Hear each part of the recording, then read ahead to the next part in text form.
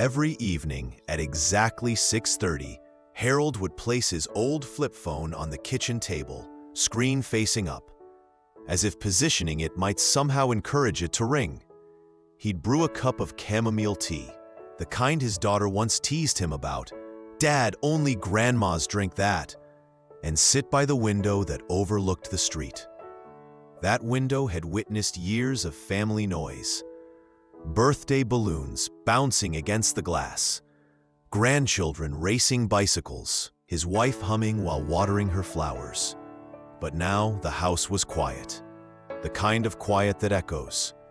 And so he waited, every night, same time, same chair, for a call he believed would come. A call from his son. He had been waiting on for 7 long months. It wasn't always like this.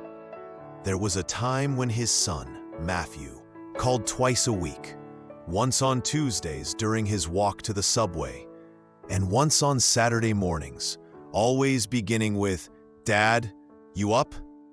Even though Harold had been awake since dawn.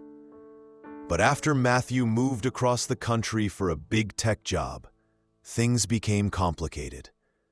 Busy schedules, long work nights. "Sorry, Dad, can I call you tomorrow?" Tomorrow always turned into next week, and next week dissolved into silence. Harold never got angry, though. Anger wasn't in his nature. Instead, he felt something heavier, that quiet ache of being needed less and less by the people he loved most. And yet, hope kept him glued to that chair every evening, as faithful as the sunset. The neighbors noticed his routine. Mrs. Gallagher from across the street would sometimes wave to him gently, the way people wave to someone grieving. The mailman once asked if everything was all right, seeing Harold check the mailbox 3 times in a single afternoon. But Harold would smile politely and say, "Just expecting something important."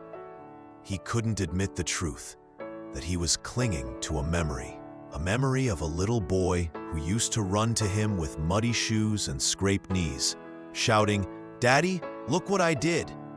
He remembered the late-night talks after baseball games, the soft confessions in the car on the way home.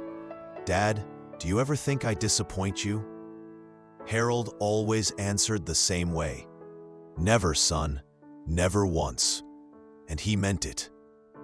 One evening, after waiting an hour, he finally picked up the phone himself. It felt heavier these days, like it carried all the words left unsaid. His fingers hovered over Matthew's name in the contacts. Just seeing it brought a tightness to his chest. He wanted to call. He wanted to hear his son's voice, even if it sounded rushed or distracted. But he worried. He worried he'd be bothering him, that he'd sound needy, that his son might sigh and say, "Dad, I can't talk right now." And so he swallowed the longing, closed the phone, and whispered to the quiet room, "Maybe tomorrow." The chair creaked as he stood up. One of those small sounds that feels louder when you live alone. On the 8th month of waiting, something changed. A letter arrived, handwritten, slightly crooked, the way Matthew used to write as a kid. Inside was a simple message. "Dad, I'm sorry. I've been struggling. I didn't know how to talk about it. But I'm coming home." Harold sat down right there on the porch steps, the letter trembling in his hands. It felt like someone had opened all the windows in his chest, letting air rush in after months of holding his breath. He read the letter 3 times, each time slower.